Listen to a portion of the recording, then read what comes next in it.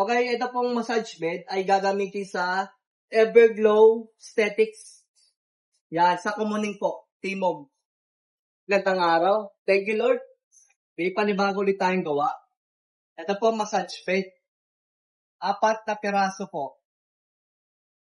Thank you kay Boss Justin sa kay Boss Justin. Walking lang siya dito sa shop namin.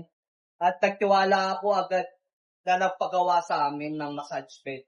Ito na po yun. 4 pieces na massage bed.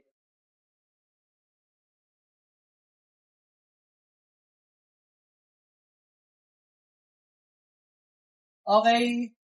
Sukatin na po natin kung ano po yung sukat na pinasadya niya. 27 inches. Ang kitid niya, kitid.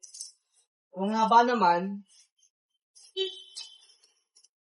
72 inches. 6 feet.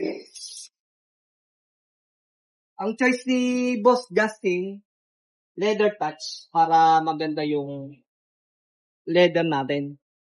Ito po ay soft leather. Ito po yung napili niyang kulay. Beige color. Yan.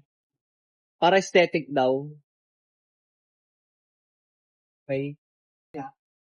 Okay, yung massage bed natin, meron tayong butas sa ulunan para kapag naadapa ka, makakinga yung taong magpapamassage. Sa pagdating muna tayo sa paa, ang ginamit natin paa, 4x4, solid 4x4. Request ni Boss Justin, clear varnish lang. Yan ang ganda, kulay kahoy lang. Yan, solid tibay. Tigat siya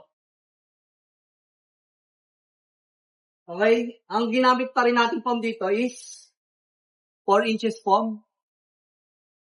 4 inches solid to.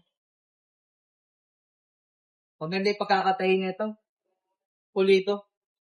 Pulido po ang tahi nito. Maganda po talaga gawa ng Ari Furniture. Pulido. Okay, Boss Justin, ito po yung ginamit natin material. So, 4x4 yung paa. At yung plywood nito, Drapert. Ito po yung mga suporta niya. Ito, 2x3. Hin dry. Yan, malinis ang pagkakagawa nito. Yan, malinis Quality.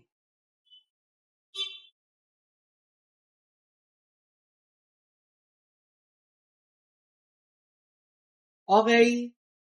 Okay, ito pong massage bed ay gagamitin sa Everglow Aesthetics. Yan, sa Kumuning po, Timog. Quezon City. Ito po yung gagamitin nila. Thank you po sa tiwala ni Boss Justin. Thank you po. Maraming salamat po. Everglow Aesthetics. Please like and share. And follow na rin kayo. Ito yung Facebook page nila. Ito naman po ang Facebook page namin, Ari Furniture Shop. Ito po, lalagay ko po rito. Please like and share. Follow na rin po kayo. Thank you po.